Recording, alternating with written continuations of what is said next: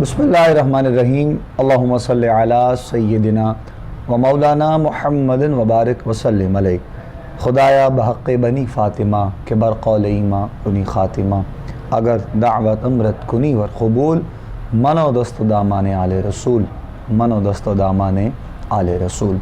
ناظرین محترم خوش آمدید کہیں گے آپ تمام دیکھنے اور سننے والوں کو۔ پروگرام استخارہ کوہ نور ٹی وی پر آپ لوگ براہ راست دیکھ رہے ہیں اپنے میزبان ابوبکر سلطانی کے ساتھ۔ تمام دیکھنے والوں کو سننے والوں کو جہاں کہیں بھی لوگ پروگرام دیکھ رہے ہیں سن رہے ہیں ہمارے ساتھ رہتے ہیں ہر روز، ان تمام دیکھنے اور سننے والوں کو سلام عقیدت پیش کرتے ہیں۔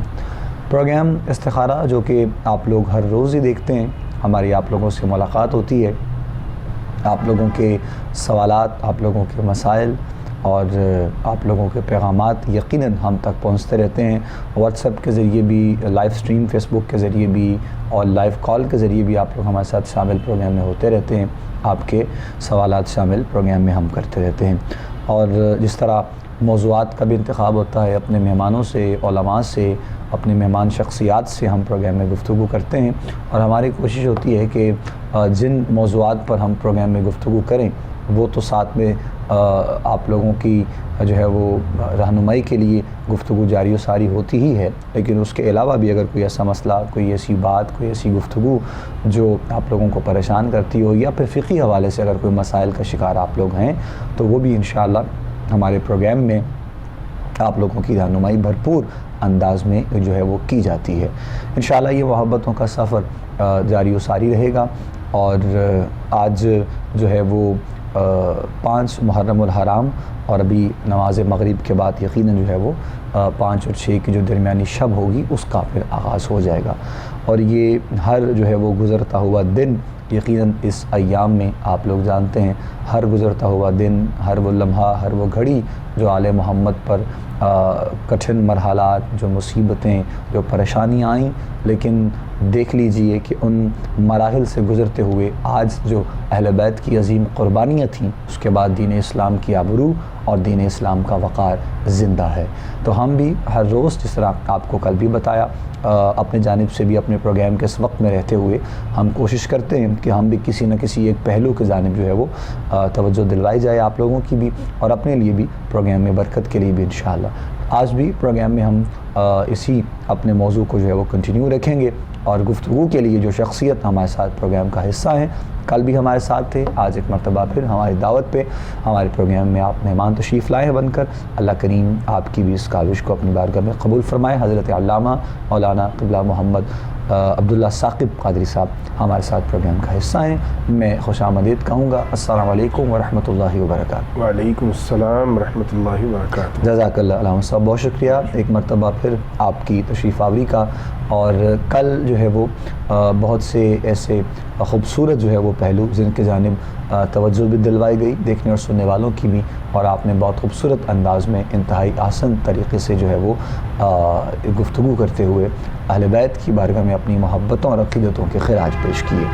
آج میں چاہوں گا کہ کچھ ہم جو ہے وہ دور رسالت مآب صلی اللہ علیہ وآلہ وسلم کے اعتبار سے کہ آقا کریم علیہ السلام کو اپنے خانوادے کے حوالے سے اور اپنے پورے جو ہے وہ ایک اپنے بچوں کے حوالے سے، بچیوں کے حوالے سے، ان بیٹیوں کے حوالے سے تمام خانوادے کا یہ جو علم تھا کہ جو سرکار دو عالم صلی اللہ علیہ وآلہ وسلم نے پہلے فرما دیا تھا، اس اعتبار سے جو ایک لوگوں کا کنسیپٹ ہے وہ بھی تھوڑا سا کلیئر ہونا چاہیے۔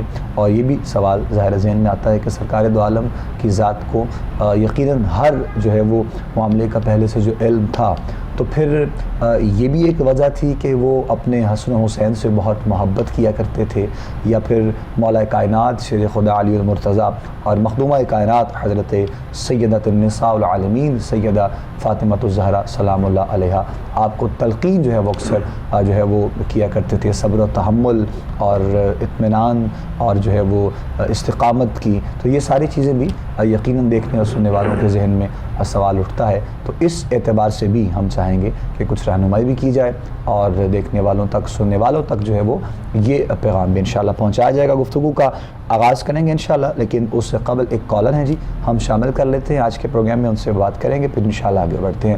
السلام علیکم جی۔ وعلیکم السلام جی کون سا آپ کہاں سے بات کر رہے ہیں؟ جی سر، میں مزمل مشتاق بات کر رہا ہوں لاہور سے۔ جی مزمل صاحب فرمائیے گا۔ سر میں معلوم کرنا چاہ رہا تھا کہ میری نا فرسٹ میرج ہو گئی ہے، طلاق ہو گئی ہے، تو دوسری شادی ہوئی ہے، اس کے بعد بھی جو ہے وہ اولاد نا ہو جی نہیں رہی مجھے، تو اچھا اس جی۔ کے متعلق میں جاننا چاہ رہا تھا۔ میرے بھائی یہ بتائیے گا کہ سوال تو یقیناً آپ کا اپنا پرسنل ہے، لیکن چونکہ آپ نے سوال کیا ہے پروگرام میں، جو پہلے طلاق ہے وہ بھی اولاد کی وجہ سے کوئی مسئلہ ایسا معاملہ بنا یا پھر کوئی اور وجوہات تھیں اس کی؟ نہیں، وہ اور ہی کوئی وجوہات ٹھیک۔ کی وجہ سے میرا خیال وہ ہے، تو وہ تو 3-4 مہینے بعد ہی ہو گئی تھی۔ 3-4 ماہ ٹھیک ٹھیک۔ ہاں، لیکن وہ ہے ایسی شکایت ان کو شاید اس طرح کی کہ انہوں نے مطلب کہ بہت سے اس طرح کے تانے مجھے دیے ضرور تھے۔ اچھا ٹھیک۔ میرے بھائی یہ بتائیے ابھی کتنا عرصہ ہو گیا شادی کو آپ کی؟ ابھی ہو گئے کوئی 7-8 مہینے ہو گئے۔ 7-8 ماہ ٹھیک۔ کیا نام آپ نے بتایا اپنا؟ مزمل مشتاق۔ والدہ کا نام؟ تسلیم مشتاق۔ اور مسز کا نام کیا آپ کی؟ اس وقت مسز کا نام عروسہ۔ اچھا اس وقت ٹھیک ہے۔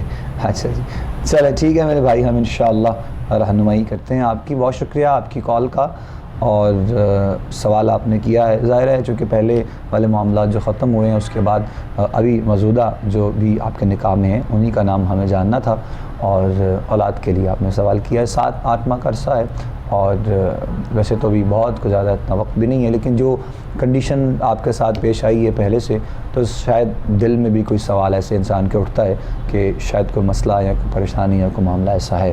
تو دعا گو ہیں سب سے پہلے آپ کے لیے جی انشاءاللہ اللہ کریم آپ کے اب جو زندگی جس کا آپ نے ایک مرتبہ پھر آغاز کیا ہے، مالک بہت سی خوشیاں آپ کو عطا فرمائے، اولاد کی نعمت سے بھی مالا مال کرے۔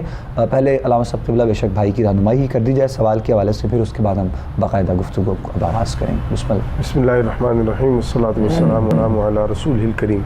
جہاں تک مزمل بھائی کے سوال کا تعلق ہے کہ اللہ، میں اس میں یہ عرض کروں گا کہ جہاں وظائف اور جہاں ذکر اذکار جو ہے وہ ہماری پریشانیوں اور مشکلات کے لیے یقیناً ایک اللہ رب العزت کی طرف سے بڑی ایک اہم ہتھیار ہے، ایک اہم ڈھال ہے جو ہمیں دی گئی ہے، وہیں پہ جو علاج ہے یہ بھی جناب رسول اللہ صلی اللہ تعالیٰ علیہ وسلم کی مبارک سنت ہے۔ سب سے پہلے بھائی سے یہ گزارش ہے کہ آپ اپنا میڈیکلی اور اپنی مسز کا میڈیکلی چیک اپ پراپر کروائیں، اور اگر میڈیکلی کوئی پرابلم ہے تو اس کے لیے جو بھی ڈاکٹر ٹریٹمنٹ آپ کو بتائیں آپ اس کو باقاعدگی کے ساتھ کریں۔ اس کے ساتھ ساتھ انبیاء کرام علیہ السلام کی دعائیں قرآن مجید میں موجود ہیں۔ سب سے بہترین عمل اور وظیفہ یقیناً وہی ہے جو اللہ کے نبیوں نے کیا ہے۔ آپ ایک تسبیح روزانہ ربی حبلی من الصالحین، یہ دعا ہے حضرت ابراہیم علیہ السلام کی جو قرآن مجید نے بیان کی ہے، آپ ان الفاظ کو، اس آیت مبارکہ کے حصے کو ربی حبلی من الصالحین ایک تسبیح روزانہ کی آپ فجر کی نماز کے بعد یا عشاء کی نماز کے بعد، اور نماز کی باقاعدگی کیجئے، پابندی کیجئے، اور ایک تسبیح یہ کیجئے، اور ساتھ پراپر اپنا میڈیکل ٹریٹمنٹ جو ہے وہ ضرور کروائیے۔ انشاءاللہ اللہ رب العزت ضرور آپ پہ کرم فرمائے گا۔ اور جس طرف اشارہ کیا سلطانی صاحب نے بھی کہ 6-7 مہینے کا کوئی اتنا عرصہ نہیں ہوتا کہ جس میں آپ پریشانی اپنے اوپر طاری کرنا شروع کر دیں، آپ بالکل ریلیکس رہیں، اللہ سے مایوس نہ ہوں، اللہ رب العزت کی رحمت جو ہے اس کو آپ پکارتے رہیں، یہ وظیفہ جو آپ کی خدمت میں عرض کیا یہ کرتے رہیں، اور ساتھ اگر ایک تسبیح استغفار کی بھی کر لیں گے تو یقیناً پھر آپ کے لیے مزید مراحل آسان ہو جائیں گے۔ لیکن اس کے ساتھ پھر میں تیسری بار یہ بات ریپیٹ کروں گا کہ آپ میڈیکلی اپنا جو ٹریٹمنٹ ہے وہ ضرور کروائیے۔ جہاں تک سوال کا تعلق ہے جو آپ نے سوال کیا، اور بڑا خوبصورت انداز میں آپ نے توجہ دلائی ہم سب کی کہ جناب رسول اللہ صلی اللہ تعالیٰ علیہ وسلم جن کے بارے میں خلاق کائنات کا قرآن یہ بیان کرتا ہے وَعَلَّمَكَ مَا لَمْ تَكُنْ تَعْلَمْ وَكَانَ فَضْلُ اللَّهِ عَلَيْكَ عَظِيمًا، اے پیارے حبیب صلی اللہ تعالیٰ علیہ وسلم، جو کچھ آپ نہیں جانتے تھے وہ سب کچھ ہم نے آپ کو سکھا دیا، اور یقیناً آپ پر اللہ کا فضل عظیم ہے۔ تو یقیناً حضور صلی اللہ علیہ علیہ وسلم کو اللہ نے کائناتوں میں سب سے زیادہ علم عطا فرمایا ہے۔ آپ کے علم کا کیا کہنا، حضرت آدم علیہ السلام کا علم اتنا ہے کہ جس کو قرآن مجید نے بیان کیا وَعَلَّمَ آدَمَ الْأَسْمَاءَ كُلَّهَا، کہ اللہ نے حضرت آدم علیہ السلام کو تمام اشیاء کے نام سکھا دیے۔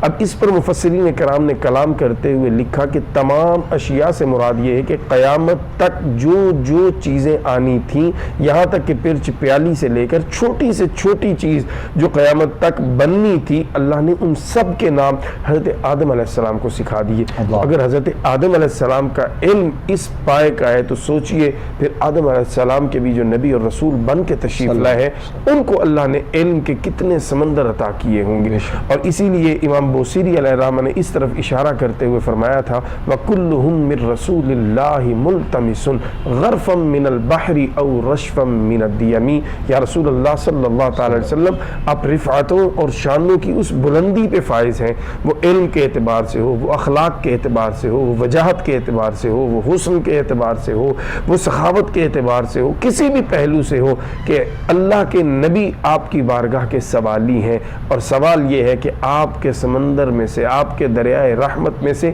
ایک چلو یا ایک قطرہ ان کو مل جائے، تو یہ دربار رسالت ہے اور یہ علم کی انتہا ہے۔ اور جس طرف آپ نے اشارہ کیا قبلہ سلطانی صاحب، حضور صلی اللہ علیہ وسلم نے تو اپنی امت کے معاملات کو بھی، حضرت سیدنا عمر فاروق رضی اللہ تعالیٰ عنہ اور دیگر اصحاب کبار روایت کرتے ہیں کہ جناب رسول اللہ صلی اللہ علیہ وسلم کے علم پر جب منافقین نے اعتراض کیا تو ایک دن جناب رسول اللہ صلی اللہ علیہ وسلم فجر کے بعد منبر پہ تشریف فرما ہوئے اور آپ نے قیامت تک کے ہونے والے واقعات کو ایک تسلسل کے ساتھ بیان کرنا شروع کر دیا۔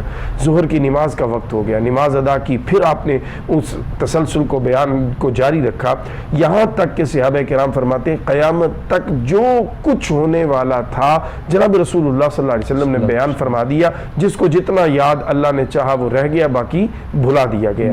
اسی طرح امام حسین رضی اللہ تعالیٰ عنہ اور دیگر خانوادہ رسول کے جو عظیم افراد ہیں، ان کی قربانیوں کے حوالہ سے بھی ہماری رہنمائی ہوتی ہے۔ حضور صلی اللہ علیہ وسلم کی پیاری چچی جان حضرت ام الفضل آپ فرماتی ہیں کہ میں نے ایک خواب دیکھا، اور میں نے صبح جا کر دربار رسالت میں وہ خواب عرض کیا کہ یا رسول اللہ صلی اللہ علیہ وسلم میں نے ایک خواب دیکھا، میں ڈر گئی۔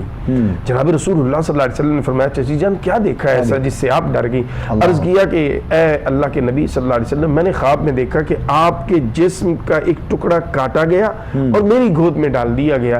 جناب رسول اللہ صلی اللہ علیہ وسلم کی مبارک لبوں پہ تبسم آیا اور مسکرا کے فرمایا چچی جان یہ پریشان ہونے والا خواب نہیں ہے، یہ تو خوشخبری ہے کہ اللہ میری بیٹی میرے جگر کا ٹکڑا جناب بی بی سیدہ طیبہ طاہرہ حضرت فاطمہ الزہرا رضی اللہ تعالی عنہا وسلام اللہ علیہا کو ایک بیٹا عطا فرمائے گا، اور وہ بیٹا پرورش کے لیے آپ کی گود مبارک میں ڈالا جائے گا۔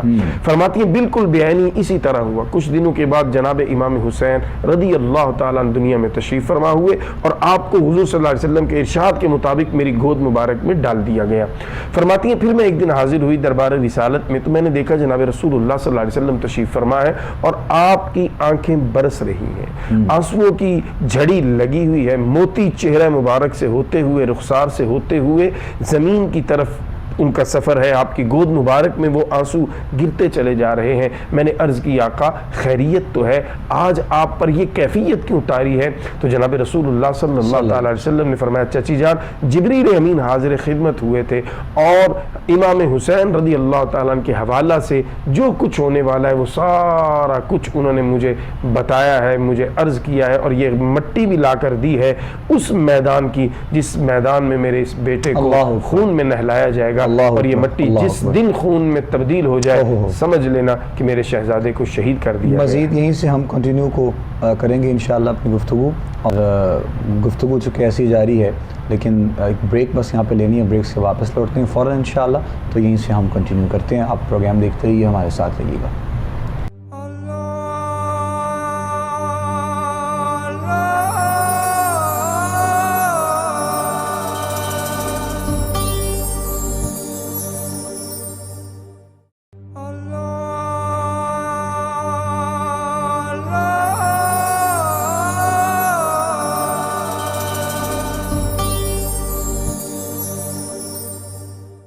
خوش آمدید کہیں گے ناظرین محترم آپ تمام دیکھنے اور سننے والوں کو ایک مرتبہ پھر پروگرام استخارہ آپ لوگ دیکھ رہے ہیں اپنے میزبان ابو بکر سلطانی کے ساتھ کوہ نور ٹی وی پر، اور حضرت علامہ عبداللہ ثاقب صاحب ہمارے ساتھ پروگرام کا حصہ ہیں۔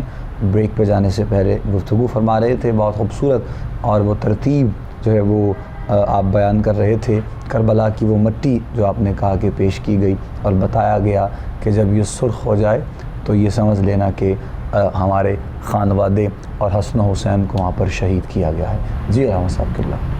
جی، تو میں عرض کر رہا تھا کہ حضور صلی اللہ علیہ وسلم نے وہ خاک بھی حضرت ام فضل کے سپرد فرمائی۔ ٹھیک ہے۔ اچھا، اب یہاں یہ بات بھی قابل غور ہے کہ اس وقت پہ کون حیات ہوگا یہ بھی حضور صلی اللہ علیہ وسلم جانتے ہیں، اللہ، اس لیے آپ نے مٹی جن کے سپرد کی، جن کے حوالہ کی، ان کی عمر بھی آپ کے پیش نظر تھی۔ واہ واہ۔ تو جناب رسول اللہ صلی اللہ علیہ وسلم نے اپنی چچی جان کو وہ سپرد کرنے کے بعد وہ منظر بھی بیان کیا، اور آپ کی وہ کیفیت بتا رہی تھی کہ وہ منظر جو ہے وہ آپ کو صرف عرض نہیں کیا گیا، بلکہ یوں سمجھیے کہ آپ کی آنکھوں کے سامنے سے وہ گزر گیا، دکھلا دیا گیا، دکھلا دیا گیا۔ اللہ، حضور صلی اللہ علیہ وسلم نے پھر اس تفصیلات کو اتنی وضاحت کے ساتھ بیان کر دیا کہ حضرت علی المرتضیٰ کرم اللہ تعالی وجہہ الکریم شیر خدا، آپ ایک دفعہ سفر کے دوران کربلا کی زمین سے گزرے۔ جب آپ اس زمین سے گزرے تو آپ نے اپنے اس قافلے کو وہاں روک دیا، اور وہ سارے منظر کو دیکھنے کے بعد آپ نے وہاں نشان لگا لگا کر اپنے ساتھیوں کو بتایا، یہ مقام ہے جہاں میرے بچے خیمہ لگائیں گے، یہ وہ مقام ہے جہاں میرے فلاں بچے کو شہید کیا جائے گا، یہاں فلاں کو شہید کیا جائے گا، اور یہی وہ مقام ہے جہاں میرا خانوادہ حضور صلی اللہ علیہ وسلم کے یہ بیٹے، یہ شہزادے اسلام کو بچانے کے لیے، اللہ کے نظام کی سربلندی کے لیے اپنی جانوں کے نذرانے پیش کریں گے۔ اب آپ اندازہ لگائیے، دو اسلام کی تاریخ میں ایسی دھرتیاں، ایسی زمین کے ٹکڑے ملتے ہیں ہمیں جن کو ان کے جو واقعات وہاں ہونے تھے، جن کی وجہ سے ان زمین کے ٹکڑوں کو عزت ملنی تھی، اس سے بہت پہلے ان واقعات کے ہونے کے اس زمین کی نشانیوں تک کو واضح طور پر بیان کر دیا گیا۔ وہ دو خطے کون سے ہیں؟ ایک خطہ مدینۃ الرسول ہے اور دوسرا خطہ کربلا کا خطہ ہے۔ حضور صلی اللہ علیہ وسلم کی ولادت سے پہلے جو صاحبان علم تھے، آسمانی کتابوں کو جاننے والے تھے، ان کو پتا تھا کہ یہ یثرب کی دھرتی ہی وہ جگہ ہے جو حضور صلی اللہ علیہ وسلم اللہ کے آخری نبی کی جائے ہجرت ہے۔ اور اسی طرح یہ مماثلت دیکھیے کہ جناب سید الشہداء امام علی مقام کی جائے شہادت آپ کی شہادت سے کئی صدیاں پہلے، کئی عشرے، کئی دہائیاں پہلے لوگوں کو نہ صرف معلوم ہو چکی تھی بلکہ اس کی نشانیاں اس قدر واضح تھی کہ جو بھی دیکھتا تھا فوراً پکار اٹھتا تھا کہ یہی وہ مقام ہے۔ اب حضور صلی اللہ علیہ وسلم نے جب یہ سارا سیناریو، جب یہ سارا منظر دیکھ لیا اور آپ کے ذریعے یہ خانوادہ رسول صلی اللہ تعالی علیہ وسلم تک بھی پیغام پہنچ گیا کہ یہ واقعات ہونے ہیں، تو پھر حضور صلی اللہ علیہ وسلم ہو یا حضرت مخدومہ کائنات سلام اللہ علیہا کی ذات ہو یا مولا علی المرتضیٰ کرم اللہ تعالی وجہہ الکریم کی ذات ہو، ان کے لبوں پر پھر ہمیں اگلی زندگی جتنی بھی ہے یہ دعا ملتی ہے کہ اے اللہ ہمارے بیٹے حسین کو صبر عطا فرما۔ اللہ، یہ اب جو دعا ہے حضور صلی اللہ علیہ وسلم اس سارے منظر کو دیکھنے کے بعد، کیونکہ جس قدر یہ اذیت ناک اور تکلیف دہ سننے میں ہے، اس سے کئی گنا زیادہ یہ اذیت ناک اور وحشت ناک اس وقت ہے جب آپ کے سامنے یہ ہو رہا ہو۔ ابو بکر بھائی، آج ابھی یہ سیلاب کا منظر چل رہا ہے، تو ابھی کچھ تصاویر آئیں کہ جس میں بچوں کی لاشیں سامنے پڑی ہیں، تو یقین کریں اولاد والے کانپ کے رہ گئے۔ ایک باپ رو رہا ہے، فریاد کر رہا ہے کہ میرے بچے ڈوب رہے ہیں، یقین کریں وہ 30 سیکنڈ کی آڈیو سنی نہیں جاتی، ویڈیو دیکھی نہیں جاتی۔ اگر آج ایک باپ کے سینے پہ یہ زخم لگتے ہیں جب اس کا بیٹا قدرتی کسی حادثے کا شکار ہو کے دنیا سے جا رہا ہے، تو سوچئے پھر تب کیا منظر ہوگا جب ایک ایک کر کے خانوادہ رسول کے عظیم شہزادوں کو جناب امام اور جناب بی بی جناب سیدہ زینب اور آپ کے دیگر جو وہاں پاک بیویاں تھیں وہ اپنے ہاتھوں ہاتھوں سے ان کو تیار کرتی ہیں، خود ان کو پیش سجاتی کرتے ہیں ہیں، اور سجا کر ان کو اللہ کی بارگاہ میں پیش کرتی ہیں. جیسے ہمارے ہاں ہوتا ہے نا، جب میلاد شریف کی بزم سجتی ہے تو ہماری کوشش ہوتی ہے کہ جس قدر ہم عقیدت کے ساتھ، محبت کے ساتھ انتظام کو جتنا بہتر کر سکیں، اور وہ دکھتا بھی ہے انسان کی محبت، اس کے جو محفل کا ماحول ہوتا ہے، جو ایٹماسفیئر ہوتا ہے، جو اس کے اخراجات اس نے کیے ہوتے ہیں وہ نظر آ رہے ہوتے ہیں. اسی طرح اس خانوادہ رسول صلی اللہ علیہ وسلم کی قربانی سے ہمیں یہ بھی پتہ چلتا ہے کہ ہم لوگ جس لیول پہ ہیں، ہم اس لیول کی عقیدت اور محبت کے ساتھ پیش کرتے ہیں. انہوں نے اپنے خون، اپنے جگر کے ٹکڑوں کو اللہ کی بارگاہ میں سجا سجا کر پیش کیا ہے. اور ایک جاتا ہے وہ جب شہادت کے مرتبے پہ فائز ہوتا ہے تو ساتھ ہی دوسرے کو بھیج دیا جاتا ہے. نہ کوئی شکوہ زبان پہ، نہ کوئی شکایت ہے، نہ کوئی واویلا ہے، نہ کوئی شور ہے، نہ کوئی فریاد ہے، نہ کسی سے کوئی التجا ہے. ہاں التجا ہے تو فقط اپنے رب سے ہے. اور اس مقام پہ بھی التجا یہ نہیں کہ اس مصیبت کو ٹال دیا جائے، اس پریشانی کو ٹال دیا جائے، بلکہ وہ جو حضور صلی اللہ علیہ وسلم کے مبارک لبوں سے دعائیہ جملے نکلے تھے، جو مخدومہ کائنات کی راتوں کی تنہائیوں میں اپنے رب سے جو گفتگو تھی، اس کا خلاصہ ہمیں کربلا میں یوں نظر آیا کہ جناب حسین رضی اللہ تعالیٰ عنہ ہمیں صبر کا جبل گرا نظر آتے ہیں، کوہ گرا نظر آتے ہیں. شاید آج دنیا میں کہا جاتا ہے کہ ماؤنٹ ایورسٹ جو ہے یہ سب سے بڑی، یہ بلند ہائٹ رکھنے والی چوٹی ہے، K2 دوسرے نمبر پہ ہے. میں کہتا ہوں اگر صبر و استقامت کیا سب سے بلند پہاڑ دیکھنا ہے تو جناب امام حسین کو دیکھ لو. اور اگر سمجھنا ہے کہ کیوں یہ جملہ میں کہہ رہا ہوں تو واقعات کربلا کو پڑھ کر دیکھ لو، تمہیں سمجھ آ جائے گا کہ حضور صلی اللہ علیہ وسلم کی وہ دعا اور مخدوم کائنات اور مولا کائنات کی دعائیں کس طرح سے اللہ نے قبول کی کہ جناب حسین استقامت کا پہاڑ بن کر اپنے پورے خانوادے کو اپنی آنکھوں کے سامنے، اپنے تمام رفقا کو صبح سے لے کر عصر کے وقت تک اللہ کی راہ میں پیش کرتے کرتے آخر میں اپنے آپ کو بھی راہ خدا میں پیش کرتے ہیں. تو حضور صلی اللہ علیہ وسلم یہ سب جانتے تھے. آپ کی والدہ ماجدہ یہ سب جانتی تھی، آپ کے والد گرامی یہ سب جانتے تھے، آپ کی ہمشیرہ یہ سب جانتی تھی. بلکہ امام پاک کے اپنے الفاظ ملتے ہیں کہ جب آپ سفر کرتے کرتے سرزمین کربلا پہ پہنچے تو آپ نے اپنے قافلے کو حکم دیا یہیں پڑاؤ ڈالنا ہے، یہی وہ مقام ہے جہاں پہ ہمیں آنے کا حکم ہے، آگے اب اللہ کی رضا پہ ہم راضی ہیں. پھر وہ حضور صلی اللہ علیہ وسلم کا خواب میں جلوہ گر ہونا، آپ کا اپنے بیٹے کو بشارت دینا کہ بیٹا آج افطاری آپ نے ہمارے ساتھ کرنی ہے. مخدومہ کائنات کا میدان کربلا میں بنفس نفیس جلوہ گر ہونا، اپنے شہزادوں کی، اپنی اولاد کو جو تربیت کی تھی. اب آزمائش کا جب کٹھن مرحلہ آیا تو یقیناً دیکھیے سلطانی صاحب، جب شاگرد امتحان میں اعلیٰ نمبر لیتا ہے تو استاد سے زیادہ کسی کو خوشی نہیں ہوتی اپنے اس بچے کی کامیابی پر، کیونکہ محنت استاد نے کی ہوتی ہے. جہاں ہم جناب امام کو خراج اپنی محبتوں کا، عقیدتوں کا پیش کرتے ہیں، وہیں ہم اپنی محبتوں اور عقیدتوں کا بے پناہ خراج جو ہے مخدومہ کائنات کی بارگاہ عالیہ میں پیش کرتے ہیں، مولا کائنات کی بارگاہ میں پیش کرتے ہیں، اور رسولوں کے تاجدار کی بارگاہ میں پیش کرتے ہیں کہ یہ آپ کی تربیت کا فیضان تھا جو میدان کربلا میں جناب حسین کی صورت میں جلوہ گر ہوا ہے. اور جناب حسین رضی اللہ تعالیٰ عنہ قیامت تک کے لیے اب حق کی پہچان بن گئے ہیں. اب حق کا نظریہ جب بھی آپ نے ڈیفائن کرنا ہے، کسی کو سمجھانا ہے تو ایک لفظ میں سمجھایا جا سکتا ہے، اور وہ لفظ جناب حسین پاک ہے. کہ جو جناب حسین پاک کی فکر کو اپنا لے وہ حق پہ ہے، جو جناب حسین پاک کے فکر کو چھوڑ دے وہ باطل پہ ہے. تو کیسا اللہ نے یہ ایک جناب حسین پاک کو عالی مقام عطا کیا ہے کہ اب واقعہ کربلا کے بعد صبح قیامت تک حق کا معیار جناب حسین کو قرار دے دیا. واہ واہ واہ. کسی نے حق پر فیصلہ کرنا ہے تو وہ کردار حسین اور مزاج حسین کو دیکھے. اور کیا خوبصورت جو ہے وہ مختصر وقت میں علامہ صاحب قبلہ نے وضاحت کی ہے، اور جو ایک آپ نے مثال پیش کی آج کے دور کی، اور پھر وہ واقعہ کربلا کا جو لمحات اور جو گھڑیاں ہیں. اور اس میں کوئی شک نہیں ہے کہ ہمارے ہاں آج کوئی ایسا مسئلہ، کوئی پریشانی آ جائے، یا بیماری کی جانب کو ہمارے گھر میں سے کوئی بچہ، کوئی بیٹی، کوئی ماں بہن چلی جائے تو ایک عجیب سی کیفیت اور ہم جو ہے وہ اپنے معاملات کو جو ہے وہ بالکل جو ہے وہ روک دیتے ہیں اپنی زندگی کی ہر چیز کو. تو لیکن خانوادہ رسول صلی اللہ علیہ وآلہ وسلم کی وہ عظیم قربانیاں، اور پھر اس میں یہ دیکھیے جس طرح علامہ صاحب ابھی بیان کر رہے تھے کہ ایک ایک ہستی کو خود جو ہے وہ تیار کر کے کربلا میں اتارا گیا.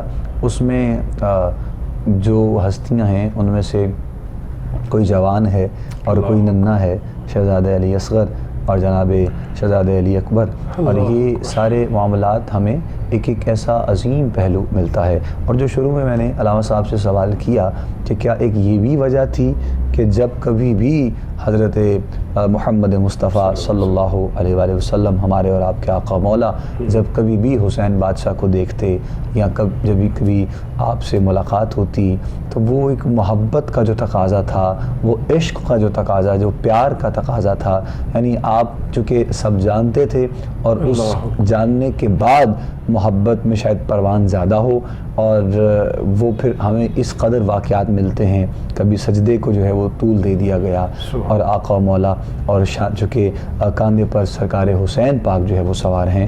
تو یہ سارے معاملات جو ہمیں ملتے ہیں، اور مخدومہ کائنات حضرت مولا کائنات شیر خدا علی المرتضیٰ آپ کے حوالے سے بھی جو آقا مولا نے جو ہے وہ ایک ہم یہ سمجھتے ہیں کہ ایک ایک لمحے پر سرکار دو عالم نے بتا دیا تھا کہ یہ وقت آنے والا ہے، یہ گھڑی آنے والی ہے، اب یہ لمحہ آنے والا ہے.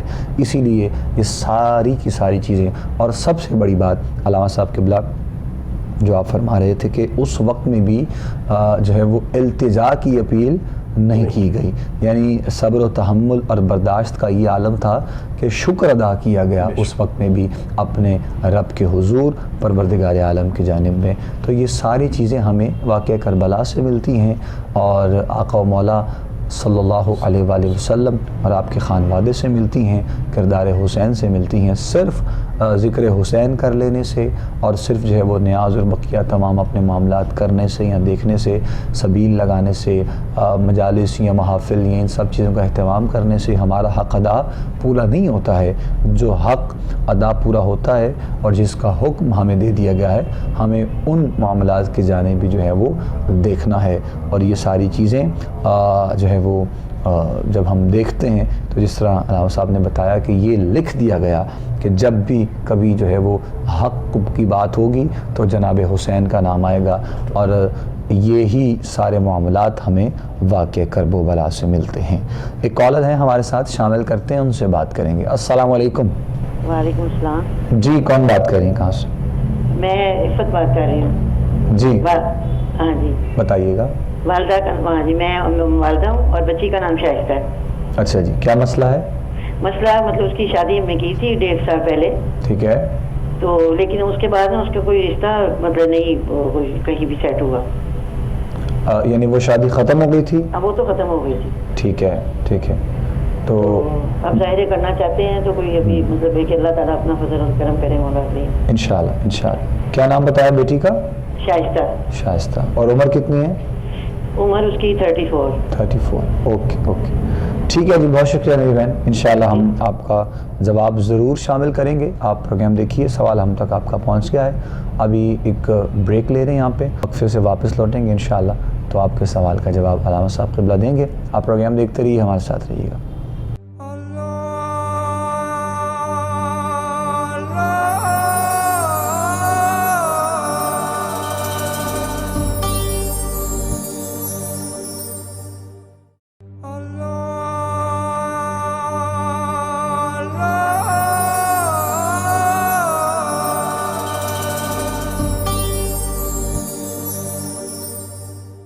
خوش آمدید کہیں گے ناظرین محترم آپ تمام دیکھنے والوں کو، سننے والوں کو ایک مرتبہ پھر پروگرام دیکھ رہے ہیں آپ لوگ استخارہ اپنے میزبان ابوبکر سلطانی کے ساتھ.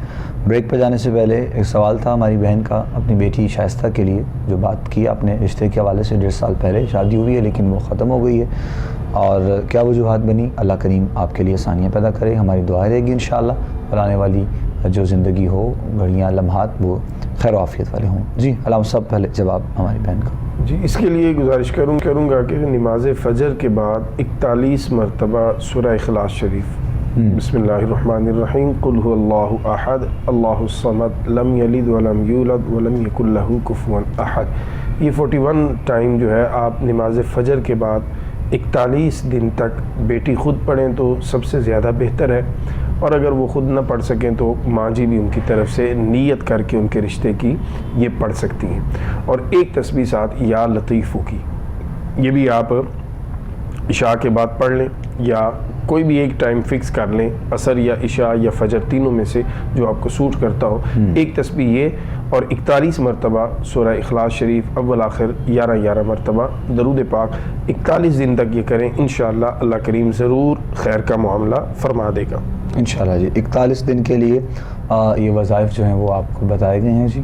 آپ 41 دن یہ کیجیے گا, انشاءاللہ اللہ کریم نے چاہا تو ضرور جو ہے وہ معاملات بہتر کی جانب آئیں گے.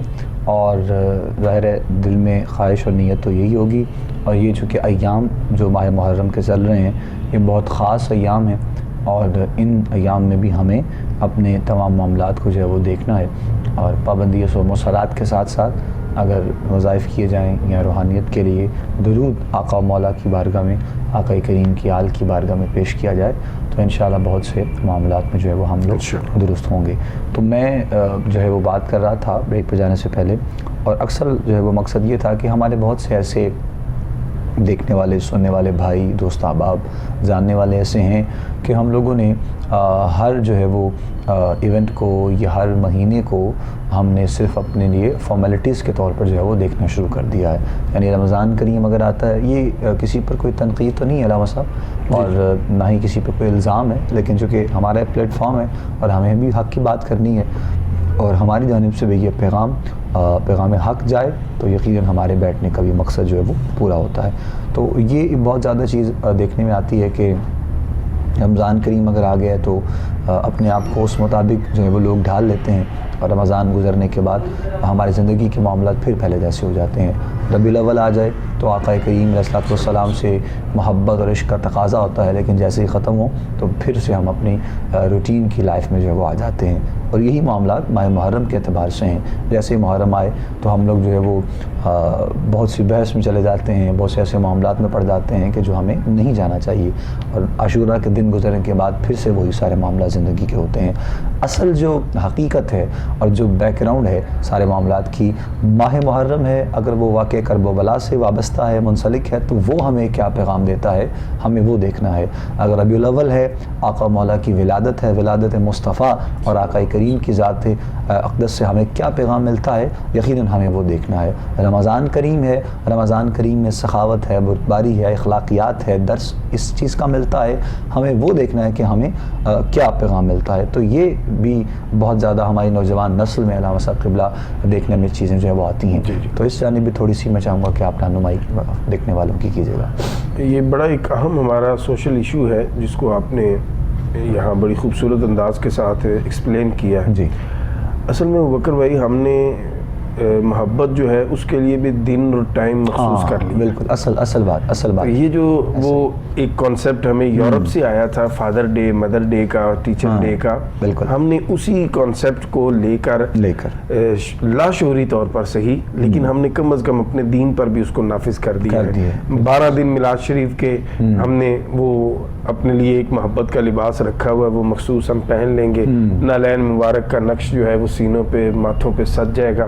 پھر جب واقعہ کربلا کے یہ دن آئیں گے تو ہم ایک سوگ کی کیفیت میں چلے جائیں گے, لیکن یہ گزرتے ہی ہم اس لباس کو طے کریں گے اور بڑے ادب کے ساتھ ہم اس کو گھر میں سنبھال کے اگلے سال کے لیے رکھ چھوڑیں گے. بالکل ایسا نہیں ہونا چاہیے. میں عرض کروں کہ ہم چونکہ ابھی محرم شریف میں بیٹھے ہیں تو صرف محرم تک ہی اگر اپنے آپ کو محدود رکھیں اور ہم یہ سمجھنے کی کوشش کریں کہ جناب امام عالی مقام سید الشہداء نواسہ رسول جگر گوشہ بطول جناب سیدنا امام حسین رضی اللہ تعالیٰ عنہ, آپ نے اپنے بھائیوں, اپنے بھتیجوں, اپنے بیٹوں, اپنے بچوں کی قربانی کس مقصد کے لیے دی ہے؟ اللہ, وہ مقصد نماز جو ہے اس کو جو یہ اس کی عظمت کو کم کیا جا رہا تھا کہ نماز پڑھنے کی کوئی ضرورت نہیں ہے, تو نماز بچانے کے لیے جناب حسین نے کربلا میں قربانی دی. حق اور سچ کو جو انڈرمائن کیا جا رہا تھا، حق اور سچ کی سربلندی کے لیے امام علی مقام نے یہ قربانیاں پیش کی۔ نظام الوہیت جو اللہ کا نظام ہے، جو اللہ نے اس کائنات کے لیے نظام جو ہے مقرر کر دیا، اور جناب رسول اللہ صلی اللہ تعالی علیہ وسلم کے خوبصورت دین کے ذریعے اور آپ کی تعلیمات کے ذریعے ہماری باؤنڈریز بتا دی گئی ہمیں، ان حدود کو جب پامال ہوتا دیکھا تو نواسہ رسول میدان عمل میں نکلے اور ان حدود کو بچانے کے لیے، ان کے تحفظ کے لیے آپ نے اپنی جان کا نذرانہ پیش کیا ہے۔ یزید کی جہاں خامیوں کا ذکر ہوتا ہے سلطانی بھائی، تو وہاں سب سے بڑی خامی جو ڈسکس کی گئی تاریخ کی کتابوں میں، سیرت نگاروں نے، مورخین نے، وہ یہ ہے کہ وہ شراب پیتا تھا، وہ حلال حرام کی تمیز نہیں کرتا تھا۔ امام علی مقام نے شراب کے نظام کو مسترد کرتے ہوئے یہ قربانی پیش کی۔ آپ نے اس حلال حرام کا جو فرق مٹایا جا رہا تھا، اس فرق کو واضح کرنے کے لیے اپنی جان کا نذرانہ پیش فرمایا ہے۔ تو آج کربلا کا واقعہ ہمیں یہ بار بار تنبیہ کر رہا ہے اور ہمیں یہ وارن کر رہا ہے کہ اگر تمہارا یہ دعویٰ ہے کہ جناب حسین پاک سے تمہیں محبت ہے، تو میں صرف اپنے سکول آف تھاٹ تک رہتا ہوں کہ 10 روزہ محافل کروا لینے سے تم جناب حسین رضی اللہ تعالیٰ عنہ کے اس فلسفے کا حق ادا نہیں کر سکتے۔ ان کی قربانی کا میں سمجھتا ہوں آپ جو ہے وہ ایک قسم کا اس قربانی کو سمجھ نہیں رہے، یا اس قربانی کی عظمت جو ہے اس کو آپ سمجھنا چاہ نہیں رہے۔ امام حسین رضی اللہ تعالیٰ عنہ کی عظمت کو اور آپ کی اس عظیم بارگاہ کو خراج تحسین پیش کرنا ہے، تو آئیے اس محرم الحرام میں یہ عہد کیجئے کہ جس نماز کو مولا حسین نے بچایا تھا ہم اس نماز کے ساتھ جڑ جائیں گے، اور آج کے بعد ہماری کوئی نماز قضا نہیں ہوگی۔ اگر آپ یہ چاہتے ہیں کہ آپ سے کربلا کے شاہ راضی ہو جائیں، آپ سے جنتی جوانوں کے سردار خوش ہو جائیں، تو آئیے آج عہد کیجئے کہ آج کے بعد حلال اور حرام کا جو فرق اللہ اور اس کے رسول صلی اللہ علیہ وسلم نے بیان کر دیا اور جناب حسین نے کربلا میں اس کو نکھار دیا، اس کے بعد آج کے بعد ہم حلال اور حرام کے اس فرق کو مٹنے نہیں دیں گے۔ ہم شراب کی حرمت جو اللہ کے قرآن نے بیان کر دی اور جناب امام پاک نے اپنی عظیم قربانی دے کر اس حرمت کو واضح کر دیا، آئندہ ہم ان سارے معاملات سے بچیں گے، پھر آپ حسینی بن جائیں گے۔ واہ واہ، بہت مختصر وقت میں علامہ صاحب کی اللہ نے بہت خوبصورت جو ہے وہ جواب اور گفتگو کو سمیٹتے ہوئے پیغام بھی آپ لوگوں کو دیا ہے۔ تو انشاءاللہ جو کہ گفتگو جاری و ساری رہے گی، ابھی ہر روز پروگرام آپ دیکھتے بھی ہیں اور ہم کسی نہ کسی ایک پہلو کی جانب انشاءاللہ، اور ہماری بھی کوشش ہوگی کہ یہ جو ہے وہ 10 دن جو خاص ہوتے ہیں عاشورہ کے اسپیشلی، تو ان دنوں میں رہتے ہوئے انشاءاللہ جو ہماری جانب سے اگر کوئی پیغام جائے بھی تو اس میں بھی محبتیں جو ہے وہ جھلکتے ہوئے کسی بھی ایک کی جانب پہنچ جائے تو ہم سمجھیں گے کہ ہمارے بھی بیٹھنے کا مقصد پورا ہو گیا ہے۔ آج کے پروگرام کا وقت ہمارا اختتام کی جانب پہنچ چکا ہے۔ آپ سے ملاقات انشاءاللہ کل ہوگی پروگرام میں۔ اپنا بہت سا خیال رکھیے گا اور دعا میں بھی یاد رکھیے گا۔ آخر میں دعا ہوگی انشاءاللہ، اس پہ روایت ہر روز کی طرح دعا میں ہمارے ساتھ شامل ہو جائیے۔ تمام دیکھنے والے سننے والے جو آپ سب کے دل کی خواہشات تمنائیں اپنے رب کے حضور پیش کریں گے، آل محمد کا صدقہ دیتے ہوئے انشاءاللہ اللہ کریم کرم فرمائے۔ بسم اللہ الرحمن الرحیم۔ اللہم صلی علی سیدنا محمد وعلی آلہ واصحاب سیدنا و مولانا محمد وبارک وسلم علیہ۔ الہ العالمین، ماہ محرم الحرام کی ان بابرکت ساعتوں اور شہدائے کرب و بلا کی عظمتوں کا الہ العالمین واسطہ ہماری اس نشست کو اپنی پاک بارگاہ میں شرف قبولیت عطا فرما، جو کمی کوتاہی ہو گئی ہمیں معاف فرما۔ الہ العالمین، حضور صلی اللہ تعالی علیہ وسلم کے شہزادوں کی عظمت اور ان کے مرتبے کا جو تیری بارگاہ میں ہے، اس کا واسطہ جتنے بھی مسلمان فوت ہو چکے سب کی مغفرت فرما۔ ذکر اہل بیت کا صدقہ مولا کریم تمام بیماروں کو شفا یاب فرما، جو پریشان ہیں پریشانیاں دور فرما، الہی جو مشکلات میں ہیں مشکلیں آسان فرما، جو سیلاب سے متاثر ہیں یا دیگر معاملات میں الجھے ہوئے مولا سب پہ اپنا فضل و کرم فرما۔ امام علی مقام کی عظمت کا صدقہ الہ العالمین ہماری استخارہ کی پوری ٹیم، ہمارے تمام سٹاف اور بالخصوص ہمارے سلطانی صاحب اور پروڈیوسر صاحب اور ہمارے چیئرمین سب کو الہ العالمین دارین میں اس خدمت پہ بہترین جزا عطا فرما۔ الہ العالمین جتنے احباب کال کرتے ہیں یا کال نہیں کر سکے، پریشان ہیں، مولا سب کی پریشانیاں دور فرما۔ شہداء کربلا کی عظمت کا صدقہ سب پہ اپنا فضل فرما، بالخصوص ہمارے پاکستان پہ اپنا فضل فرما، عالم اسلام کی خیر فرما۔ صلی اللہ تعالی علی خیر خلقہ محمد وآلہ واصحابہ اجمعین برحمتک یا ارحم الراحمین۔